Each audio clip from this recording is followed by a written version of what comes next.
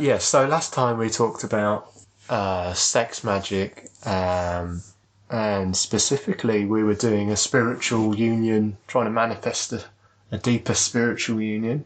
And this has worked. I'd like to give the results now. This has worked very well. Did we say that last time? I think we may have touched on it. I can't remember. I don't remember saying much about the results last time. I think we were talking more about the process. But so we tried it again. This time we wanted to, or rather V wanted to remember her dreams better. I wasn't not particularly bothered about remembering my dreams more. But V definitely wants to remember more of her dreams. So I went along with that, and ironically, it affected me much more than it affected V. Well, it affected me in a way that I wasn't searching for. Let's put it that way. Oh, yeah. Yeah, anyway, so what did we do? What did we visualise? Do you remember? Oh, yeah, it was a book, wasn't it? With a picture of V asleep on the front Oh, yeah, cover. that's right, yeah. The idea being that this was the dream diary. And we didn't have a word this time, although I think, actually, we probably should have done, and it might have worked better had we had a word. Well, I have a phrase already and a sigil on the wall that I created a few months ago with regard to this topic of remembering dreams. And I think to a certain extent, if I kind of focus on it before I go to sleep, focus on the idea of remembering dreams in this particular phrase, which is whilst asleep watch, which I believe is an occult phrase. So I made a sigil symbol with WAW from whilst asleep watch, and it's actually on the wall near our bed in plain sight. And but I just felt like it wasn't quite enough somehow. So Well, it's been there a while and it hasn't really done anything. Well, it's done a bit. It's hard to explain, but yeah, I just felt like more was needed. So, yeah. So I would say, actually, if I was to repeat this, I would have done another word, because I think the words are quite good to say, just before you go to sleep or something. But instead we did a symbolic gesture, which was to remember by touching the centre of the forehead. Yeah. And, okay, it didn't work for V. It did. Like I said, it did. All right, we'll get to that. It didn't work immediately. No. For V. It worked immediately for me. I immediately remembered 3 dreams the next morning and was able to have the capacity to actually write them down. And the next day 3 more, and the next day 2, the next day 1.5 maybe, the next day 1 maybe, and then today I just lost it completely. But it definitely did do something. I just think maybe it just needs, the formula needs tweaking. Maybe perhaps I just need more motivation to actually remember dreams anyway, and perhaps I didn't have that sufficient motivation, but certainly it did something for me. So yeah, from that point of view it worked, but from V's point of view it didn't immediately work. Do you want to say how it did work? Well, basically, it seems to have made my dreams what I do remember. I don't know how to explain this really. It's just my dreams seem to be bizarre, more bizarre than they usually would be, if that makes sense. But you don't often remember your dreams. No, so but do you know? I know that I don't wake up with feelings of disgust usually, and oh my God, what was that? About the whole thing. So it's like it kind of did have an influence, but not the kind of influence I was looking for. I think for me it's definitely been a case of be careful what you wish for, if that makes sense. Yeah, and for me perhaps it's the case of that which you send out you will receive back, was it 3 times or whatever? Because I wasn't actually trying to do this for me, I was trying to do it for V. So yeah, that's come back to me, even though that wasn't the intention. Do you want to say anything more on that, V? Only that I think it's worth another try. What, remembering dreams? Yeah. Yeah. If we could sort of think of more ways in order to try and do that again. Well, I think we need to work out Yeah. what's stopping us from remembering our dreams and attack those Well, points. I have a theory as to why I don't remember my dreams that much. And my theory is that I'm quite a visual person while I'm awake. Very much so, really. It's like my waking life consists of a sort of imaginary world superimposed over the real world, as it were. I don't know if we've touched on kind of synesthesia before. It's kind of linked to that, whereby the whole of my waking life is very visual, and so it's almost as if, remembering dreams as well might just be kind of a sensory overload somehow, is how I see it. What do you think to that? It's a theory. Yeah, it is just a theory, but maybe that's what's preventing me Possibly. from remembering them. Or from the small amounts of evidence which you've accrued from your dream state, perhaps you actually don't want to remember your dreams. Yeah, but I'm sure not every dream is as bizarre as a particular dream I did remember the other night. How would you know? Well, because another theory I've got is that it was completely bizarre. I can't tell you the subject matter, and I don't really want to be honest. And that's why I remembered it, because it shocked me. It was like it was, whoa, what the hell was that? Well, then the theory based off that principle is that your dreams are so mundane and boring, they're not worth remembering. Yeah, maybe they are, because my waking hours certainly aren't that. That's the sort of theory that I've, kind of come to. But I think it could be the theory itself, that theory, that's stopping me remembering stuff. It's a kind of catch-22. That you're overthinking it. Perhaps. Yeah. Okay. And that's going into the subconscious somewhere. Yeah. Okay, well, it's probably worth another. I definitely think we should give it another go. Yeah, sure. Yes, and I have other plans for sex magic as well. Do you want to say some of them, or Do you want me to say them? you might as well? What I want to do is my next intention for sex magic is to bring people, going to this idea of circle of trust and expanding that into our relationship, who don't threaten, who don't harm it, but actually enhance it.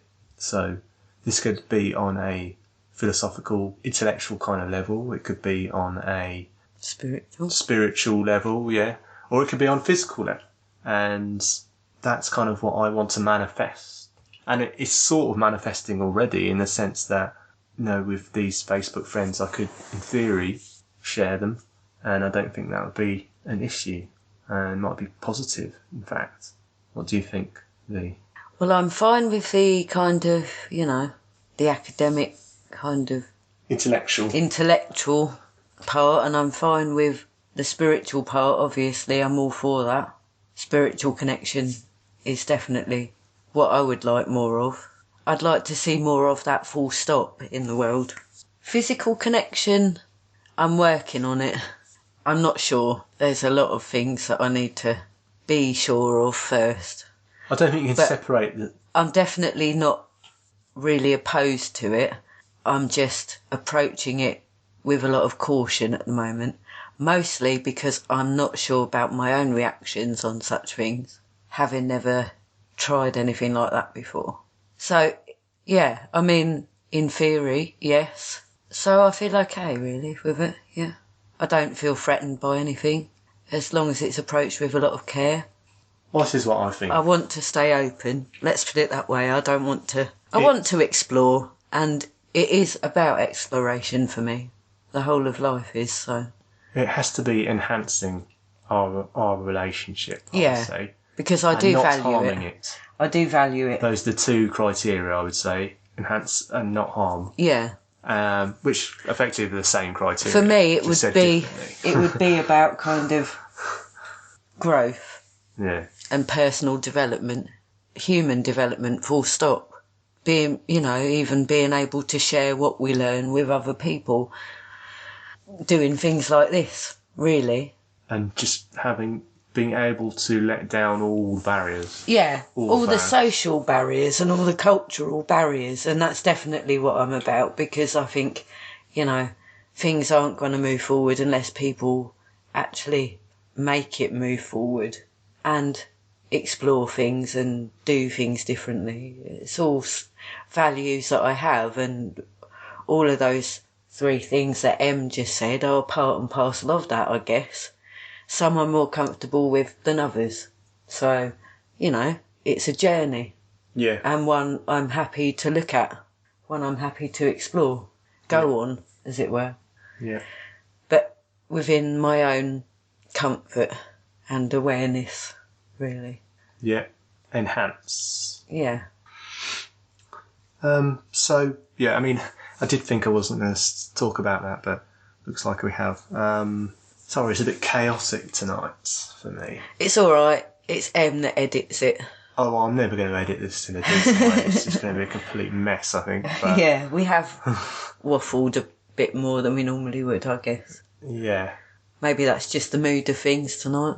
Well, I think it all started when you asked me for a topic, but I actually came up with 4. So we're not really on a flow here. Normally we just sort of flow from topic to topic. Yeah. But I'm just trying to get through my 4.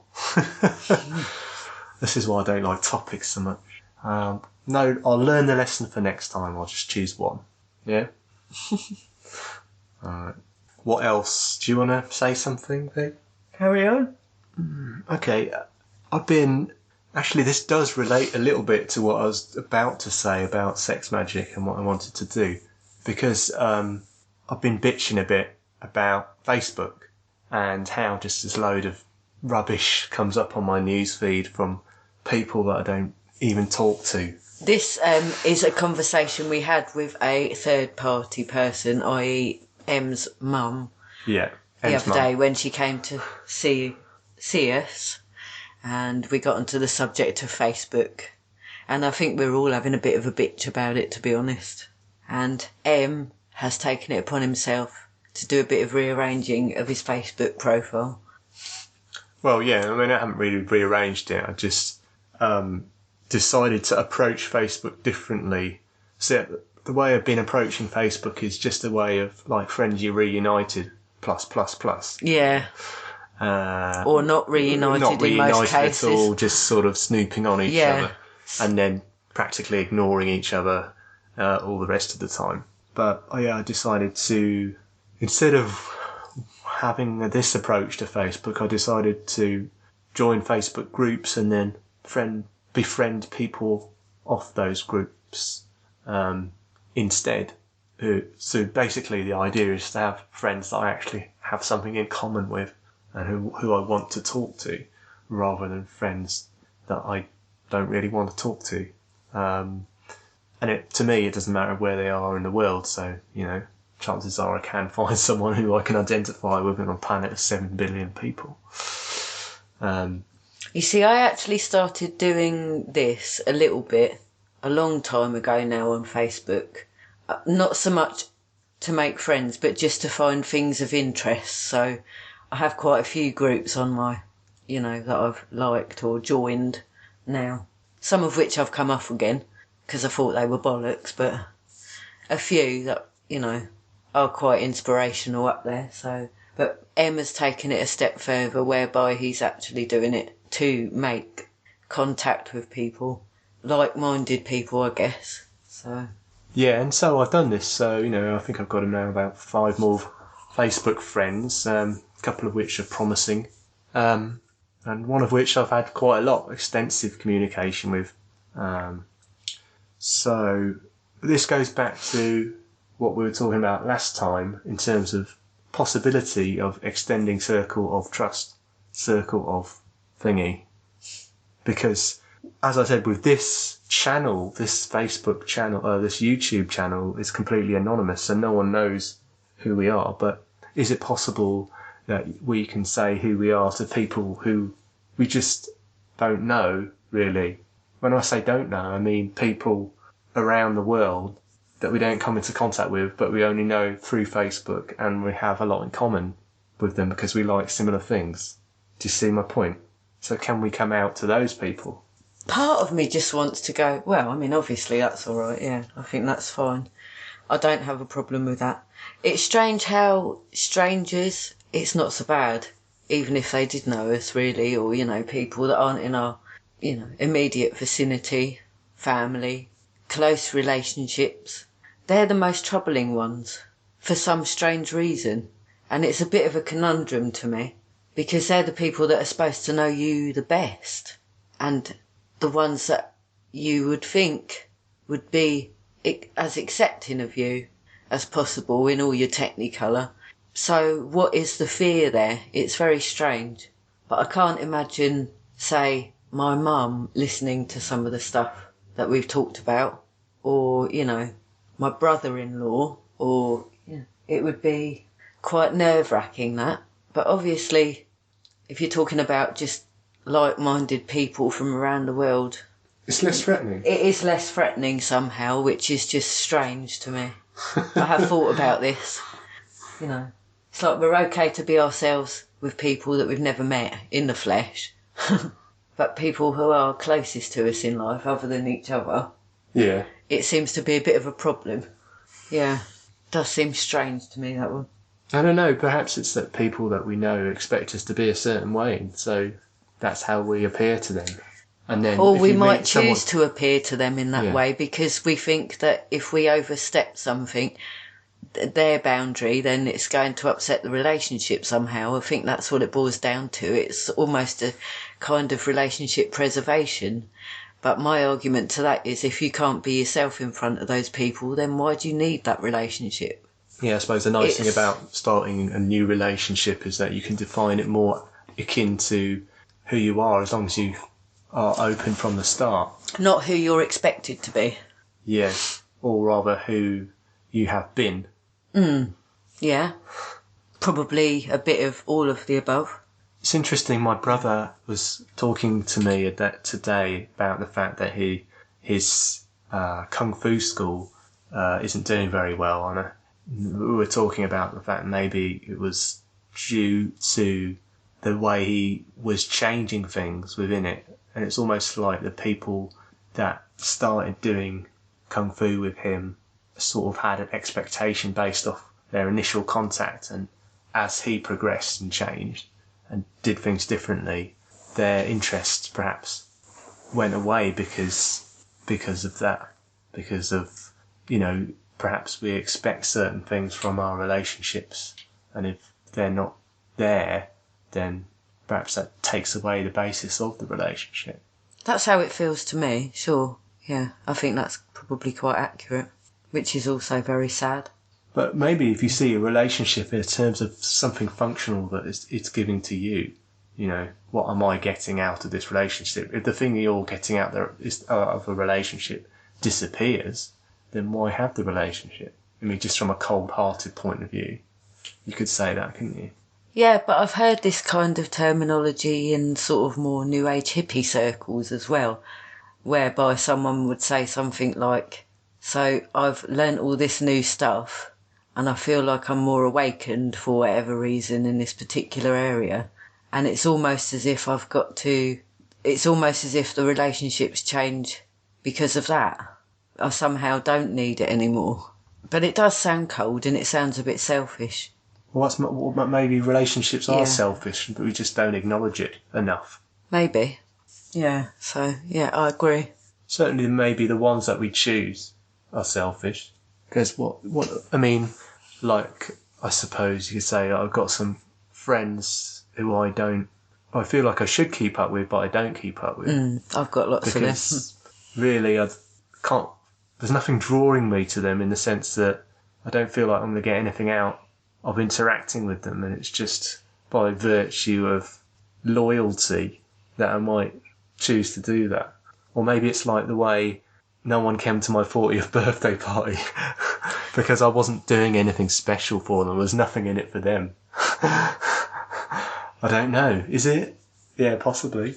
Like, I went to an old friend's birthday party recently, but I never saw him before that. Only because he had a party on did we go.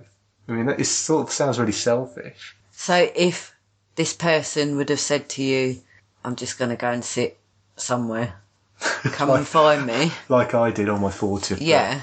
I should tell you this. Would you have done? Yes, because that kind of appeals to me. Actually, he did turn up. Yes. Didn't he? He did. That day, so yeah. So there you go. Maybe it did appeal to him too. But then again, he is the closest person of all the people I invited in proximity. So yeah, this relates back to next. So we're interested in meditation, and I've mentioned it before. I've been meditating a long time. V's been meditating quite a bit as well recently. Yeah, I mean, it's always been something that I've touched on here and there, but more recently I've been taking it more seriously, and I've definitely seen the benefits of it with more clarity, should I say, than I did before. So yeah, it's all good. So what I've been interested in is the idea of starting a meditation group in our town or vicinity or whatever, however you want to see it, and basically just want to float the idea here of just creating an actual video, not just sound, but video with picture of us saying what we're about in terms of meditation, and sort of use in-depth keywords in that, like, our hometown name and meditation. So if anyone does an internet search, it should pop up, our video should pop up, and then hopefully they'll click on it, and then hopefully, they might contact us. That's sort of the idea. That might have to be scripted, I think. It sounds like something that's going to have to be slightly more staged than this to make a decent kind of video. Yeah, definitely. Yeah. Definitely. So yeah, that's kind of my idea at the moment of that, but also this links into sort of vague ideas which are coming into existence of V would call a heart-centered business. I don't know where I picked that up from. I think it's basically based on the whole chakra idea, whereby culture very much sort of lives in the root chakra.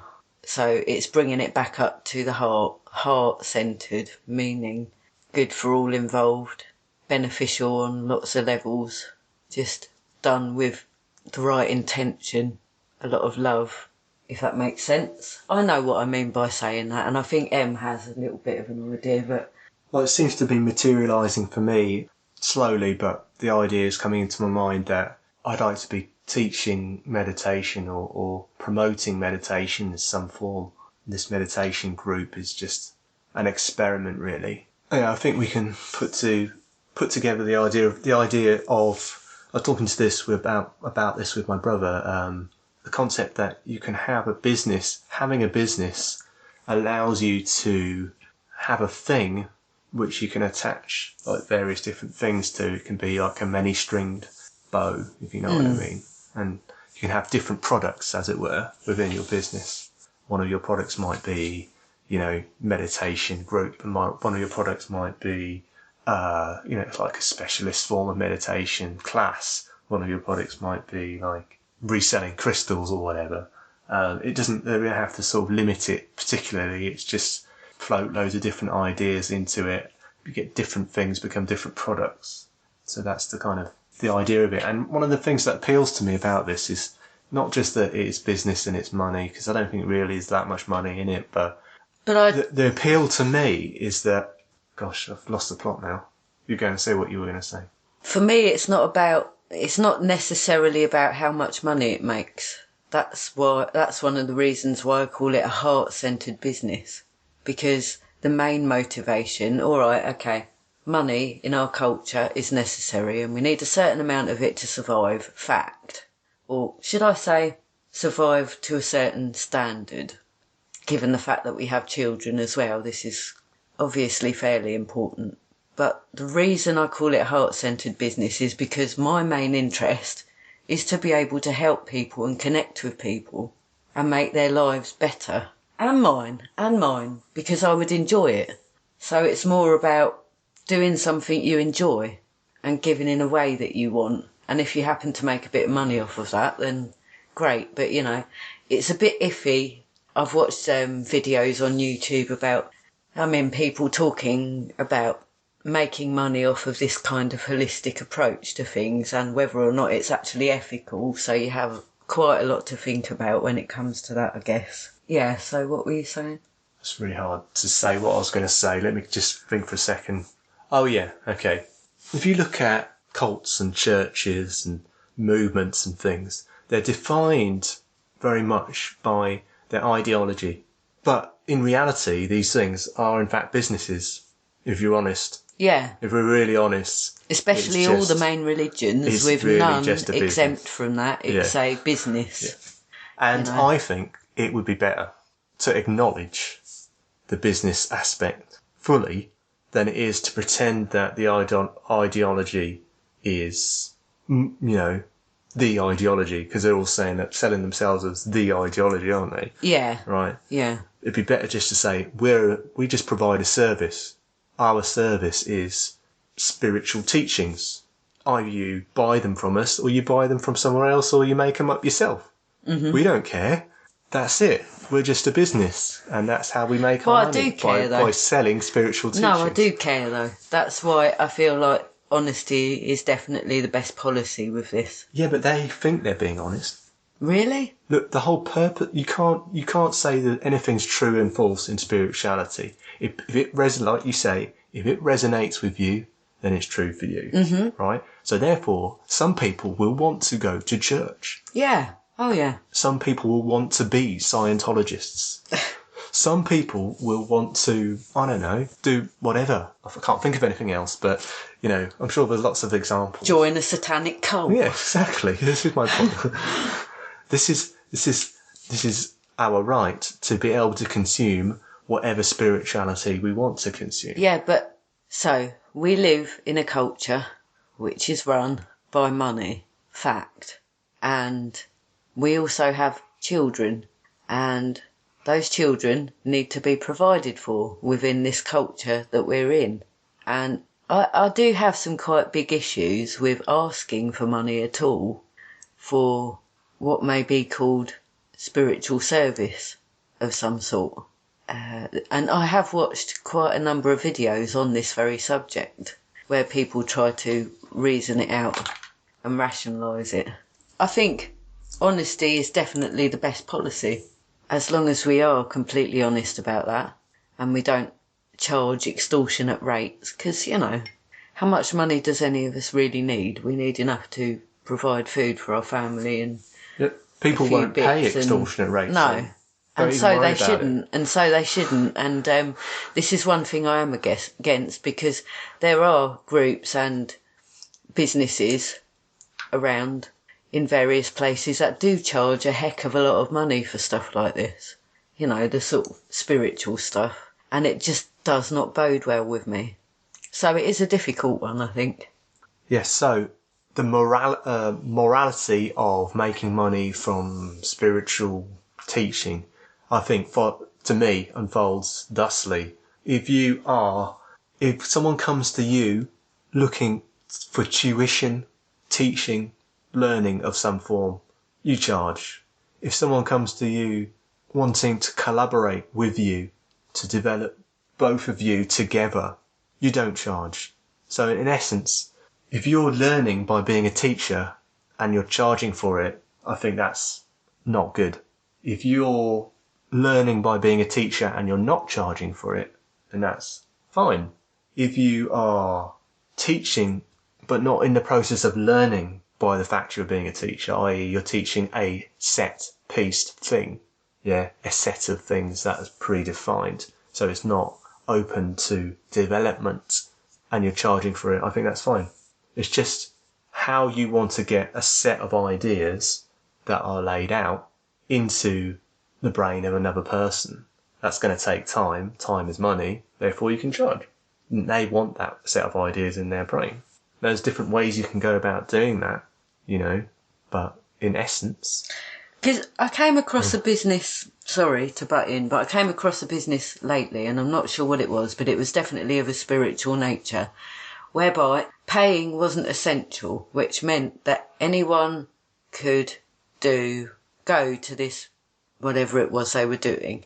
But they did ask for a donation whatever you could afford. And obviously you're going to get people in life that will probably take the piss out of you with that. Well, why But are you taking a piss if it's a donation and you don't give anything? But That's fine, most people who decide to go to a group or a talk or something like that, or a meditation class, have decided consciously that's what they want to do. They want to do that, they're interested in it, and they won't mind giving you some money towards it. So it kind of leaves the choice up to the person. I kind of like that idea. I just don't know if I've got that much faith in humanity sometimes. I don't. No. You know. So that's just another way of doing it anyway. I think, to me, it's the case of providing a service. Are you providing a service? If you are, you can charge for it. If you're not providing a service, then you can't charge for it. And that's as simple as it is. So sometimes when people come to you and you want to go spiritual on them, you know, you're both learning. So you're both providing each other a service. You're not providing them. It's a two-way street. But sometimes when people come to you, they don't want that. They want to be given a set piece. And that's fine too. And you're providing a service by providing that set piece. So I think you can charge for it. You just have to define what that set piece is. And it also therefore helps to sell the idea, because if you can define what you're actually teaching quite well, then you can sort of look at what the selling points are and go, well, this is what it's going to provide. This is what we're aiming to provide, A, B, C, D, E, F, G. You know, is it a quality product? Yes, I would hope so. I wouldn't want to put anything out that I consider to be a bad quality, but what my perception of good quality and bad quality is may be different to other people's. But, you know, I guess you just have to say, well, is my product that I'm selling delivering what I say it's going to deliver? And if the answer is yes, then I don't see the problem with it being. And going back to what I was originally trying to say, the fact that I liked the idea of it being a business, because all these bloody cults and religions are businesses anyway. Let's just forget all the nonsense and just accept it for what it is, and everything will be a lot easier. Everyone will be a lot happier. I was actually listening to a lecture by someone on this very topic who wasn't actually very happy about it either. Gotta be honest. It was a bit fiery. What do you mean happy about it? Happy about, say, for example, the Catholic Church being one of the richest organisations in the world, under the guise of, you know, spirituality, basically. A very angry person. So had that person, if it was the case that they were just honest about it being a business and they were still the richest business in the world, would he have been as angry? I tend to think maybe not, because it's there right in front of you. You know what it is to start with. So in a sense, it's just sort of his anger is coming from his misperception of what we're actually dealing with, which of course probably comes from the projection of their business and how they want to display themselves to the world. Yeah, of course, yeah. So that's that. Are we done? I'm done, yeah. Yeah, I've vented a lot. I think actually this has been very rambly, and for that I need to apologise. Yeah, I don't know how I'm going to get any decent topics out of this. Good luck with this, Em. Rubbish. Yeah. Sometimes it just doesn't seem to flow as well as others, and it's all about acceptance, I guess. That's true. Isn't it? Yes. That's how life is. So it is a projection of exactly how life is in a way. But I still think Em is going to have quite a lot of fun trying to edit this. So I wish him luck. Thank you. And on that note, I will say goodbye. Goodbye.